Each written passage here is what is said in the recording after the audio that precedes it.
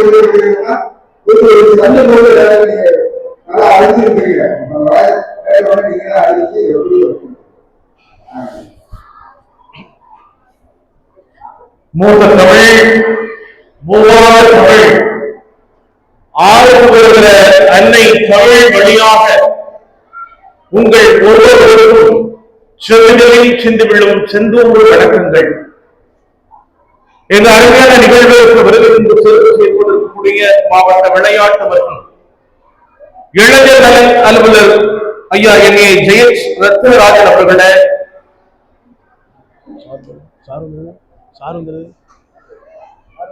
பேரு பேரு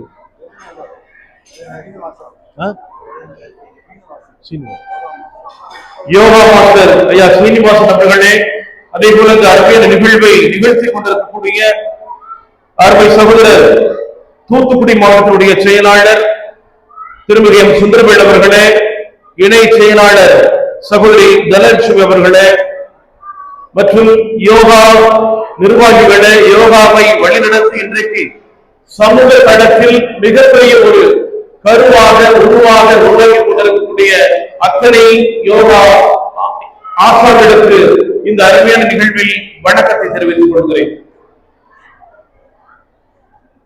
அதாவது இன்றைக்கு தமிழனுடைய பாரம்பரியம் இன்றைக்கு அப்படியே நலிவடைந்து அதை எல்லாமே உயிர்ப்பித்துக் கொண்டிருக்கக்கூடிய ஒரு காலகட்டம் இன்றைக்கு உருவாக இருக்கிறது. அன்றைய காலகட்டங்களில் மாலை 6 மணிக்கு மேல யாரும் சாப்பிடவே கிடையாது, பறவைகள் கூட சாப்பிடாது. ஆனா இன்னைக்கு 6 மணிக்கு மேலதான் நம்ம மனித ஜனங்கள் எல்லாம் சாப்பிடுவோம். நீங்க பறவைகளை விலங்குகள் எல்லாம் பாருங்க, 6 மணிக்கு மேல சாப்பிடுது. 6 மணிக்கு மேல அந்த பறவைகள் விலங்குகள் எல்லாம் ஒன்னா நோன்பு இருக்கிறது காலை அதிகாலை 6 மணி வரை. ஆனால் நம்முடைய மனித ஜனங்கள் நினைக்கிறாங்க இரவு 12 மணிக்குனாலும் சாப்பிடுறாங்க. எங்கதான் பரோட்டா டேஸ்டா இருக்கும் அது பூரா அதிகம் பரோட்டா, அது இந்த பயனுள்ள தெரியாது. ஒண்ணுல நோய்கள் எப்படி வருகிறது, எதற்காக வருகிறது, எந்த உணவை சாப்பிட்டால் நோய் வருகிறது என்பதை ஒவ்வொருவரும் அறிய வேண்டும். எனக்கு அந்த ஆஸ்பத்திரிகளை பெருக்கிட்டே போறீங்களா, அதுல உடன்பாடே கிடையாது. ஒரு அரசாங்கம் மருத்துவமனைகளை சுருக்க வேண்டும். ஆஸ்பத்திரி விரிவாக்கம் பண்ணி என்ன பிரயோஜனம்? மக்களுக்கு நல்ல உணவுகளை, இந்த உணவை சாப்பிடுங்க, இந்த உணவுல வழியில போங்க, உடலுக்கு கெடுங்க, இது போன்ற நல்ல காரியங்களை எந்த அரசாங்கமும் செஞ்சுக்கிறேன்னு சொன்னது. ஏன்னா நானும் 10 ஆண்டுகள் ஆசிரியராக பணி செய்திருக்கிறேன். 12 ஆண்டுகள் தூத்துக்குடி மாவட்ட சட்டப்பணிகள் ஆணைக்குழுவில் லோக்கல் போர்டு மெம்பராக பணி செய்திருக்கிறேன்.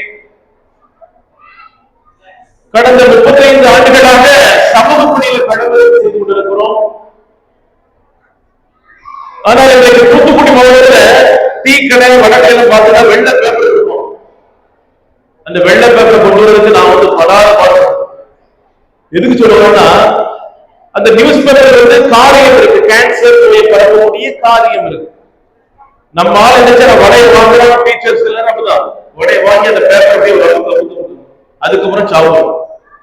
அப்போ அந்த காரியம் மையம் வச்சுது அந்த வடையை ஒட்டிக்கிட்டு.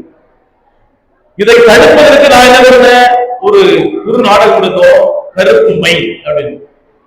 மாவட்ட கலெக்டர் போட்டு கட்டி மாவட்ட கலெக்டர் மாத்தணும். அவர் ஒரு ஆர்டர் போட்டு கலெக்டரேட் இலை கொடுக்க ஆரம்பிச்சார். பஸ் ஸ்டாண்ட்ல போய் இலை கொடுத்தாங்க. அப்போ அந்த இலை கொடுத்ததுக்கு அப்புறம் என்னாச்சு, ஒரு 800 கடைகளுக்கு 1000 ரூபாய் அபராதம் உணவு பாதுகாப்புத்துறை மூலம் விதிக்கப்பட்டு, அதற்கு பிறகு நமது மாவட்டத்தில் எல்லாரும் வெள்ளை பேப்பரை பயன்படுத்துறான். ஆனா படிச்ச முட்டாள் கேள்வியே கேட்க மாட்டான், ரூபாய் கொடுப்பா வாங்கி சாப்பிட்டா போயிட்டு. ஏன் படிச்சவர்கள் எல்லாம் முட்டாள்கள் என்று சொன்னால், மலையாள மக்கள் எல்லாம் படிச்சிருக்கான், அதன்படி நடக்கிறான். நம்ம தமிழர்கள் படித்து விட்டு முட்டாள்தனமாக செயல்படுகிறார். அதுதான். ஏன்னா இன்றைக்கு நாம் எதற்காக இந்த உலகத்தில் வாழ்கிறோம், எவ்வளவு நாள் வாழணும் யாருக்கும் தெரியாது. ஆனால் இருக்கிற காலங்களில் உணவுக்கு பாதுகாப்பான உணவை சாப்பிடணும். பாதுகாப்பான உணவை சாப்பிட்டால்தான் நோய் இல்லாமல் வாழலாம்.